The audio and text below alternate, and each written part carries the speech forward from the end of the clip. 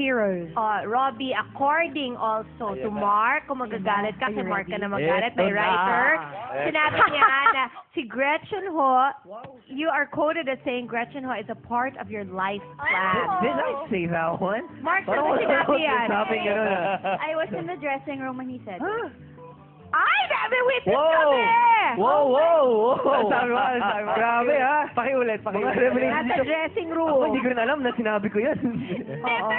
Hindi naman na part of his life plan. Parang something na pag pinag-uusapan yung life plan nila, or whatever. Parang part na rin ng life plan. Okay, I remember now. Not part of the life plan per se, pero she's coaching me about my life, what to do kasi. Oh! Mas malalim yun, ah. Hindi, Level na to, ah. Hindi kasi, yun nga, I had a dilemma, personal dilemma, like months ago, whether to go to med school agad or to stay here in the industry first and, you know, find myself here. And then, she talked to me, and then sabi niya, it will come to you. Whatever decision you make in the future, as long as you're happy, dun ka nararapat. So, nasan kayo? Yun yung tanong. Nandun kami sa... No, you're dating? Or more than dating? Huwag mo sabihin secret ah.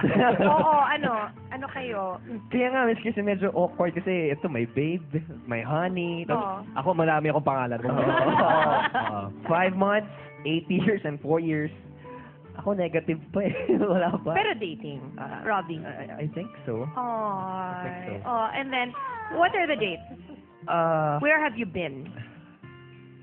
Well, one time she took me to Ditex, Payatas. She had a foster family there. And then nagkaroon ng habagat. Tapos sabi niya, "Oy, you wanna come with me? Bisitahin natin yung foster family ko." So, nagdala ako ng mga canned goods, mga pancit canton. And then, tinanong niya ako, "Are you gonna bring a car?" Sabi ko, "Ikaw bahala." And then sabi, "Gusto mo mag-adventure?" So, jeep. Good. Jeep talaga. From Katipunan, dapat na sakay papuntang Ditex. Okay. And then, Ilan sakay? 4 na sakay po. 4 na palit yun. 4 na palit. Wow. With canned goods yan, ah. With canned May goods. buhat. Buhat. Oo.